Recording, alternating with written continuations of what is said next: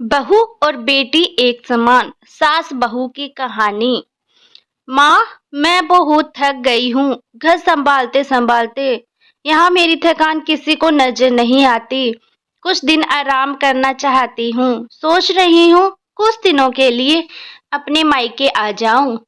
आते हुए अपने बच्चों को भी साथ ले आऊं। वे वहीं से स्कूल चले जाएंगे। आखिर एक ही शहर में ससुराल और मायका होने को कुछ तो फायदा मिले। नम्रता ने फोन पर अपनी माँ से कहा। पार्वती जी ने दूसरी तरफ से कहा, हाँ बेटा, जब तेरी इच्छा हो आ जाना। आखिर मैं तेरा भी तो घर है। ठीक है माँ, तो मैं कल ही आ जाती हूँ। नम्रता खुश हो बोली। हाँ बेटा, कल आ जाओ। मैं तुम्हारा इंतजार करूंगी। अभी मैं फोन रखती हूँ, मुझे मंदिर भी जाना है। कमला जी ने फोन रख दिया और सीधे किचन में गई। किचन में खाना बना रही बहू से बोली, अरे अनुपमा, सुनो, कल तुम्हारी ननंद आ रही है। आज बाजार जाकर फल सब्जी और मिठाइयाँ लेकर आना। बेचारी मेरी बेटी ससुराल में नौकरों की तरह काम करती है और उस पर कोई ध्यान नहीं देता। यहाँ आएगी, कुछ दिन रहेगी तो उसका मन और तबीयत अच्छे रहेंगे। सास के मुंह से ऐसी बातें सुनकर अनुपमा का चेहरा उतर गया। वह मन ही मन सोचने लगी, काश आपको मेरी थकावट भी नजर आती। मैं भी दिन रात झाड़ू पोछा, बर्तन, खाना बनाना, मार्केट जाना और हर वह काम करती हूँ जिससे हमारे परिवार वालों को कोई दिक्कत ना हो। काश आप मुझ पर भी ध्यान दे पाती। आपकी बेटी तो जब मन में आता है तब यहाँ आ जाती है, लेकिन मैं साल में एक बार ही अपनी माँ के पास जाती हूँ। तब भी आपको प्रॉब्लम होती है। मैं भी इंसान हूँ, मेरा भी मन है। मुझे भी लगता है अपने माँ के पास जाकर थोड़ा आराम करूँ, सुख दुख की दो चार बातें करूँ, अपना मन हल्का करूँ। भगवान, अब तुम ही कुछ करो ताकि मेरी सास की आंखें खुले और उसे मेरी थकावट भी नजर आए। शाम तक भगवान ने जैसे अनुपमा की बात सुन ली हो और उसकी ननंद का फोन आया।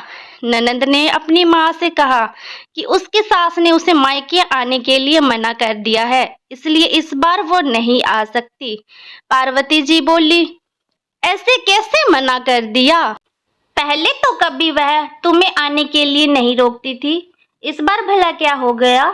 लाओ मेरी बात कराओ, उनसे मैं समझाती हूँ। नम्रता ने फोन अपनी सास को पास दिया। पार्वती जी ने कहा, नमस्कार समदन जी, आपसे कुछ कहना था। समदन जी ने कहा, कहिए। दरअसल नम्रता कल त्योहार है, इसलिए अपने मायके आना चाहती है। अगर आप उसे भेज दे तो अच्छा रहेगा। नम्रता की सास ने कहा, देखिए समदन जी, आपकी बेटी मायके जाकर रहे, इस बात के लिए हमने उसे कभी नहीं रोका और इस बात से हमें कोई प्रॉब्लम है भी नहीं। कुछ दिनों पहले मैं अपने रिश्तेदार की शादी में गई थी। वहां आपकी बहू अनुपमा की माता जी से मिलने का मौका मिला। उनसे गपशप करने के दौरान उनकी बातों से पता चला कि अनुपमा को साल में एक ही बार अपने मायके जाने को मिलता है और वह भी बहुत ही कम समय के लिए। मुझे लगता है आपको पहले अनुपमा को उसके मायके भेजना चाहिए और वह जब मायके होकर आ जाएगी तो मैं नम्रता को आपके पास भेज दूंगी। एक बहुत जरूरी बात जो मुझे लगता है आपको समझ लेना चाहिए कि आपको अपनी बहू को भी बेटी की तरह या बेटी से भी ज्यादा प्यार देना चाहिए। उसे भी मायके जाने की इच्छा होती होगी। हो सकता है नम्रता के वहां आने से उसकी आवभगत करने के लिए आप उसे उसके मायके नहीं भेजती होंगी या फिर वह आपसे कुछ कहने से भी डरती होगी। अगर आप उसको घर में ही कैद रखेंगी तो एक दिन ऐसा आएगा जब वह आपके खिलाफ बोलने लगेगी, फिर वह आपकी सुनेगी भी नहीं और जब चाहे तब अपने मायके जाएगी। ऐसी परिस्थितियां आए, इससे अच्छा है कि आप ही कुछ बदलाव अमल में ले आए जिससे आपका रिश्ता और रिश्ते की मिठास खराब ना हो। पार्वती को अपने समदन के हर एक शब्द में सच्चाई नजर आई। उन्हें महसूस हुआ उन्होंने अपनी बेटी के प्यार में अंधे होकर कभी भी अपनी बहू के मन का विचार नहीं किया। उन्होंने हमेशा ही अपनी बेटी को अपने बहू से ऊपर रखा। दूसरी तरफ नम्रता भी अपनी भाभी के बारे में हो रही इस बातचीत को सुन रही थी। उसने भी रियलाइज किया कि वह कभी भी अपनी भाभी के साथ ठीक से बात नहीं करती और जब जब वह अपने मायके जाती है तो भाभी थोड़ी उदास भी रहती है। पार्वती जी ने अपनी बहू को बुलाया और उसे कहा कि अनुपमा कुछ दिनों के लिए नर्मदा नहीं आने वाली है, इसलिए पहले तुम अपने मायके होकर आओ।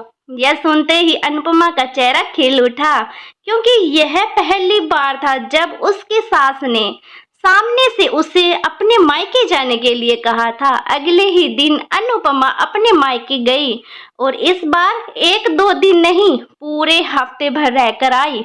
अपने माँ बाप से, अपने रिश्तेदारों से मिलकर आई और जब वह लौटकर आई तो उसका चेहरा खिला हुआ था, उसकी आंखों में चमक थी। अनुपमा के आने के बाद नम्रता भी अपने मायके आई और इस बार वो खुद सामने से अपनी भाभी से खुशी खुशी मिली और अच्छे से बात भी की। नम्रता ने अपनी माँ से बात करके उन्हें भी अच्छे से समझाया, मदद की कि वह कहीं ना कहीं अनुपमा के साथ गलत व्यवहार कर रहे थे। दूसरी तरफ अनुपमा अपने ससुराल वालों के बदले रवैये से बहुत खुश थी। अब वह खुशी खुशी सबका ध्यान रखती और हर काम प्यार से करती। वह ध्यान रखती कि कोई भी ऐसी बात या काम न करे जिससे घर में तनाव का माहौल पैदा हो। पार्वती जी अपनी बहू को खुद ही समय समय पर मायके भेज दिया करती। एक छोटे से बदलाव ने सास बहू और नंद के बीच की कड़वाहट को दूर कर दिया और रिश्तों को और भी ज्यादा मीठा और मजबूत कर दिया। धन्यवाद।